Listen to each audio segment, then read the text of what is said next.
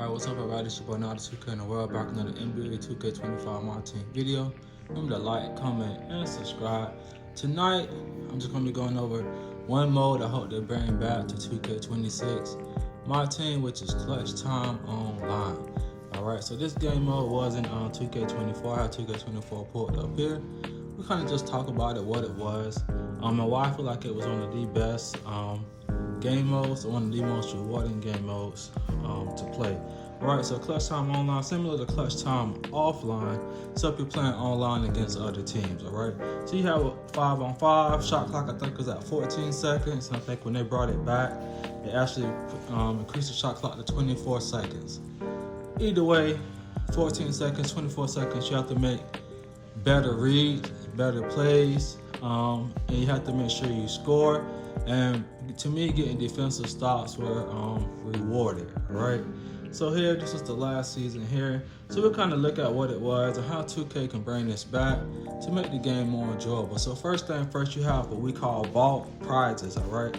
2K25, I don't really think they did this much this year, but you can see here after every win, this is what's available in the market, okay? So they had GOAT packs, Invincible packs, 100 overall packs, NBA Champion Deluxe packs, and Diamond Shoe Boosts, alright? More likely, would you probably get a Diamond Shoe Boost? Maybe, but it was random number generated, so RNG rewards. So bring back RNG rewards, okay? I think that's a good thing for the game. Makes people keep playing and hope to be rewarded for playing, okay?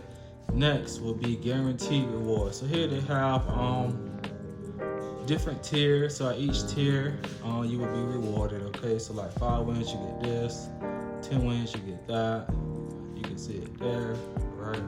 It's an MT, Hall of Fame badge, MT, reward pack, all right? More MT there. And you're rewarded every 5 games, okay? So I think that's important because right now, like in Showdown, you're only rewarded at 15, 60, and I think it was 120. There's no real in-between about being rewarded. And with our generation, we like to be rewarded instantly for some things, okay? You should have quick rewards, medium rewards, and long-term rewards, okay?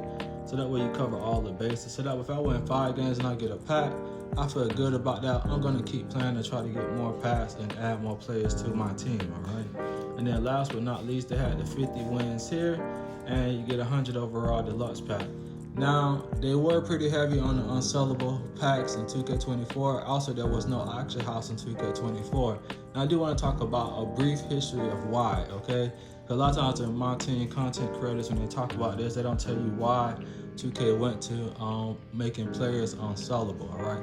There was a thing called buying MT, all right? So what used to happen, and I think they still had it here, so let me see if I can find it. Yeah, so right here, you can either buy VC or you could buy MT. Now this year in 2K25, they didn't have the buy MT option, but essentially people will buy MT from like third-party sites, and then they would just go to the auction house and buy the most suit player they can buy, go to tournaments, win tournaments and things like that. And it was really an unfair advantage for those who were playing the game correctly, all right? Those people that were not buying MT and cheating, all right? That's essentially what it was. So 2K said, hey, we're just gonna eliminate the auction house altogether to kind of get a better control of it. Now, I will say, hopefully they bring back this MT, buy MT thing as well for next year. So that way, if it's a player I really want, like right now I have 500,000 MT. The best version of LeBron I can buy is the Opal version. He has a Dark Matter, has 100 overall, Invincible, and the GOAT card. I can't get any of those cards, right? So I think with my team, you want to make people's favorite players available, right? But meanwhile, back to Clutch Time Online. Sorry, I went a bit of a tangent, all right? But to me, this was the best game mode because you're in and out, quick games, okay? So 24-second shot clock, 4-point line, only 2 timeouts, and it's 1 quarter. All right, if you go to overtime, sudden death. So first person is going overtime, they win, whether you foul on a jump shot or not, all right? So this game mode was one of the best game modes, one of the most engaging game modes, and I think if 2K really wants to boost the morale of the community, just bring it back. Even if you say it's revamped, renewed, whatever you want to call it, just add it back, and I would definitely be happy about it. So y'all let me know your thoughts. Let me know if you played Clutch Time Online before. And I think the reason why they removed it was because they put so much time and effort into Triple Threat Park with making it similar to my career. Now, I mean, they can still do that, but just bring back clutch time online. And that way, you know, a lot of the algorithm stuff can kind of go away. You don't have to be better than someone else for a quarter or better than someone else for a play versus a full, let's say, 16 or 20-minute game. All right. So like I said, 2K, hope y'all bring it back. Hey, thank y'all for checking me out. Remember to like, comment, and subscribe. Please leave your comments down below. And we'll be back with another one. Deuces.